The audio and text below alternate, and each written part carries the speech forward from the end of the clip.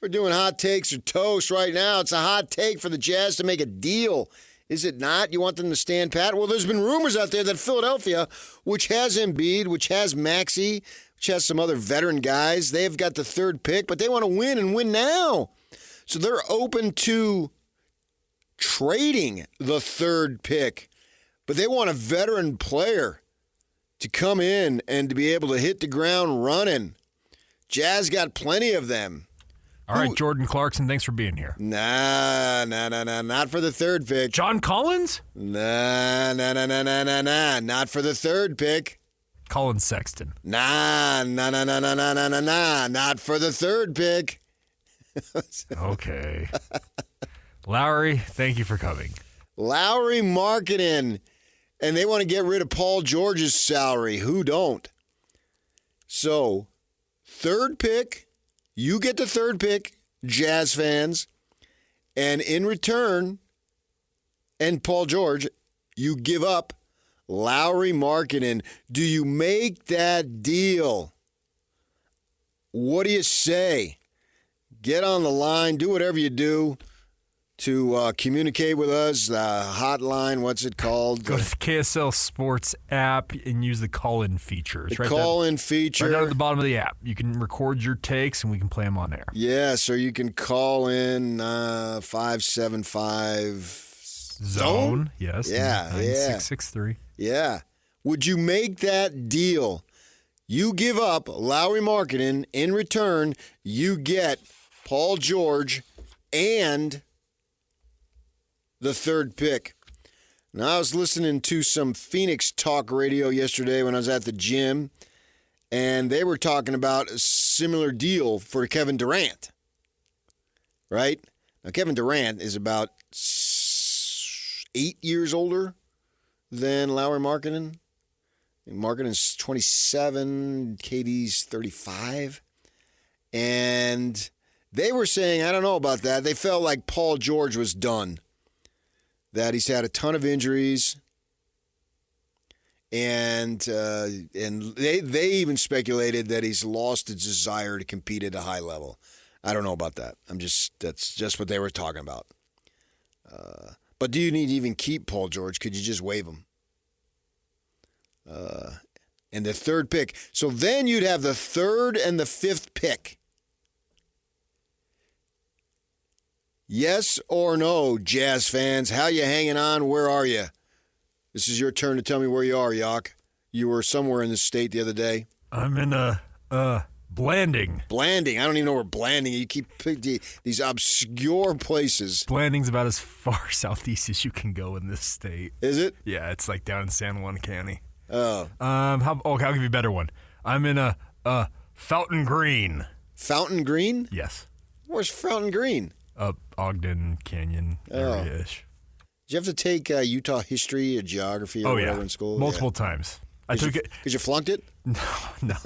I had to take it in junior high, high school, and I even took it during college, PK. Oh, wow. Well, you should have got an A by the third time around. I would hope so. Unless you're stupid. I have to look at the transcripts. I had to take Arizona history, and the guy who I took it from, his name's Jerry Heck, and he did like the 24-second clock for the Suns. And I'm getting up there. I'm not quite ready to be put out to pasture, but I can't deny it anymore. Although I look svelte, and I still look, my age, my looks belie my age. Let's call it like it is. You can see me on television. You can see me on the app. Hey, out there, how you doing? You can get on our app, and there's a camera pointed right at me. I just waved to you all, blew you a kiss, and did you just see me blow you a kiss, Yawk? I'm monitoring all this. Yeah. Well, you have to, because you never know what I'm going to do. That's a very good point. And the teacher was Jerry Heck, and he did like the 24-second clock or something. He still does it for the Suns. He still does it. He's got to be like 90 years old by now, unless he was 21. Okay. Y'all had Al McCoy go till he was, 95-ish or whatever he was? I think he was right around 90, 91. Oh, okay. But still, yeah. The Suns are happy to help people hang around for yeah. family. But, I mean, he had to have been at least 30. I thought he was older because when you're 16 years old, 30 models will be 50. And so they had these goofy tests. And one of the test questions was, what town could be you and your mother in Arizona? Because you had to learn all the towns and the counties. Any idea what the answer is? You and your mother. No clue. Extreme Southwest. The Padres used to train there. Yuma. Okay, there you go. Okay, yeah. Arizona Western they had down there. Pretty good athletic school. So you and your mother, I remember it. Yuma. That's like the only one I got right. So anyway, would you make that trade, Jazz fans? How are you hanging on? Chris Roberts says, nope, anyone but Lauri. Anyone but Lauri. Okay, I'd give you a Walker Kessler. Would you make that deal? Nope, Paul George is always injured and a bit too old. Yeah. So you just cut him. He joins the list of Russell Westbrook twice, wasn't it?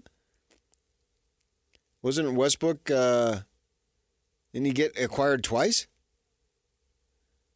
And he never spent a day here. I know Glenn Rice did. Never spent a day here.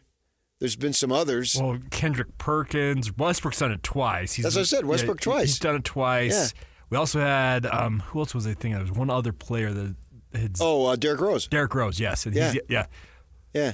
Famous Jazzman who never spent actual time in Salt Lake City. I don't know that Paul George suits up for you whatsoever. You're looking to get the best players available. And most draft experts will have Jeremy Woo, who will join us, ESPN draft analyst and writer at 9 o'clock, 9:05, saying that, man, there's 3 really good players. I think there could be more than that, but they're talking about, so you get in the top 3, so you get the 3 and the 5th pick.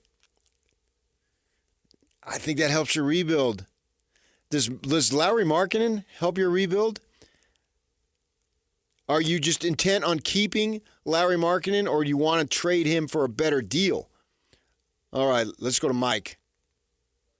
Well, then Mike is next. First, we'll go to Ryan. All we have to do to get the number 3 pick is give up Lauri Markkanen and take back Paul George. Am I going to do that? Yeah, hell yeah! All right. I'm with Ryan on that. Because if you can keep the 5th pick, PK. Right. You got the 3rd and the 5th pick? Yeah, I'm all in. Go. Push it through right now. And yes, Paul George, more than likely you buy him out or at some level. Yeah, see you later. Who cares? Right. We had Locke on, was it 2 weeks ago, and he was advocating for them to bring in Damian Lillard. Obviously, Damian has the connection. Oh, here. yeah. For contract. But Dame ain't going to play at least for another year, it feels like. Right. So you're taking back salary. You need to get to a floor and whatnot. You can absorb it. I see and you get the 3rd and the 5th pick? I see very little downside. And Markkanen? Okay. And I want to get Lacombe's response when he gets here. Top of the hour, he's supposed to be here. Markkanen's going the opposite direction. His first year, they're all fired up. He plays 66 games. And they give him the all-star thing. I mean, he had a nice season, for sure. There's no doubt. And you know, he was 25 and a half and 8.6, just looking at the raw stats. 2 assists a game. That 8.6 would be the boards. And 66 games. But then last year was 55, and his most recent year was 47. Now, I know that he sat. I get it, and they had sat him on purpose. But you look back in Chicago and Cleveland, he's not exactly Cal Ripken Iron Man over here. I mean, he ain't replacing letter carrier with the number of consecutive games played, that's for sure. All right, PK. My Utah native card has been revoked. What? Our good friend True Blue BYU 1984 says this: Dear Jacob C. Hatch, Fountain Green is down in Sanpete County in the middle of the state. Mountain Green is up by Ogden. Oh, you got your wrong greens. You have just failed geography. I wonder why you took it 3 times. Yeah, apparently. I ain't heard of either place. All right, I'm in Moroni. Now, where the heck's Moroni? Down by Fountain Green in Sanpete County.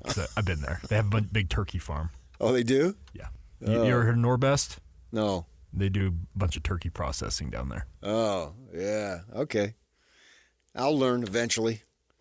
I'm still trying to figure out where Third South is, man. I haven't caught on to all that stuff. I grew up and there was just streets. You and my wife. My wife is a California native, and the grid system is the most foreign concept to her in her entire life because she grew up knowing just street names. Yeah. And then I'm over here like, okay, you want to go to 90th South and 3rd West? And she's like, what in the what did you just talk about? Like, what do you, it's like speaking a foreign language. Right. All these downtowns, the Third West, Second West, it's just right over there. I don't by the Delta Center. Just give me some landmark that I can figure it out. I haven't figured out. I've been coming down this street now for years. I don't even know what it is. That one, 300 West. That's that. Okay, there you go. Third West, man. I don't know. It's. I haven't figured it out yet. Eventually, I will. Give me time.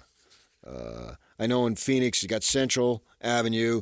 Everything east is street, and everything west is drive. So that's one way to figure that out. I can figure that city out easier than I can here.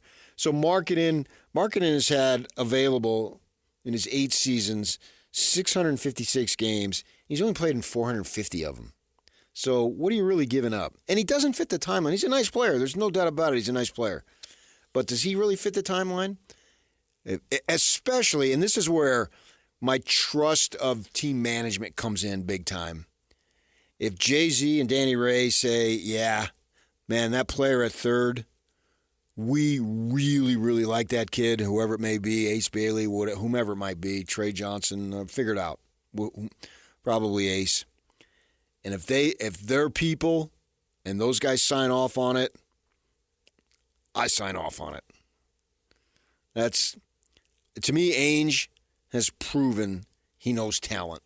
You can say whatever you want about him, the trades, tearing it down, blah, blah, blah, but the guy knows talent, and I think he has an ability to project talent too. You can't just – most folks who are in this can look at talent and see it.